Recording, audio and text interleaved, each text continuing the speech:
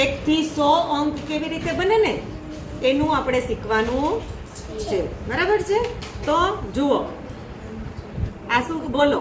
1 2 3 4 5 6 7 8 9 10 10, બરાબર છે? 10 છે ને, તો આપણી પાસે આ એક રિંગ છે ને એ કેટલાની છે? આ માળા 10 ની. એટલે આપણે આ 10 આમ આપી અને આપણે આ એક રિંગ લઈ લીધી, બરાબર? એટલે આ કેટલા થઈ ગયા? 10. હવે 10 માં 1 નાખો તો 10 ને 1 11 10 ને 2 12 10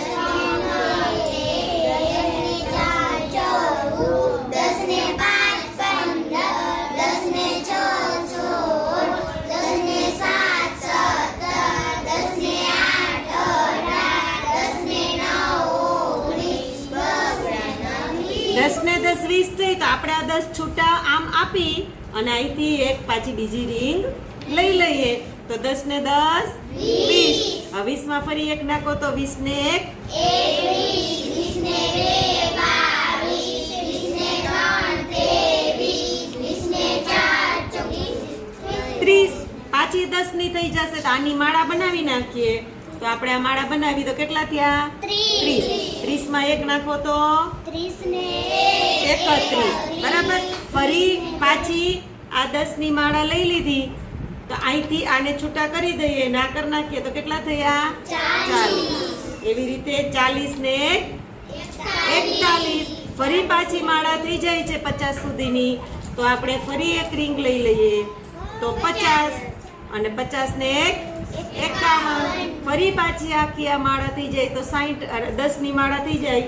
આ 10 ની માળા આપણે લઈ લઈએ તો 60. ફરી પાછું 60 ને 61. એવી રીતે 70 સુધી બોલો તો ફરી પાછી એક માળા થઈ જાય. તો એ માળાથી ફરી પાછું શું થઈ જાય? એક લઈ લઈએ અને આપણે આપી દઈએ તો કેટલા થઈ ગયા? 70. 70 માં ફરી પાછું 70 ને 1 કરો એટલે 71. પછી 72. એમ ફરી પાછી 80. એટલે આ 10 ની પાછી આપણે એક માળા કરી નાખીએ તો કેટલા થઈ ગયા? 80. 80 ત્યાં જુઓ 10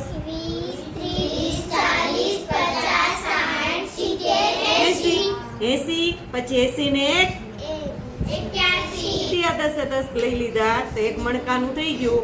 તો પાછે આપણે લઈ લઈએ માળા તો કેટલા થઈ ગયા? 90 માં બોલો છે 90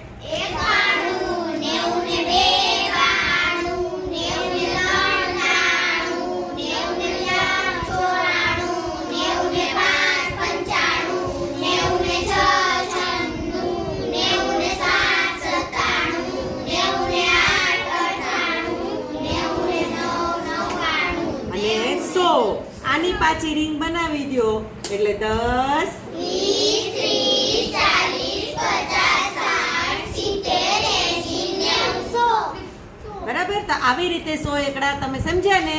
તો એ રીતે 10 ને 1 11 12 એવી રીતે 100 સુધી તમારે તમારી નોટમાં લખવાનું છે.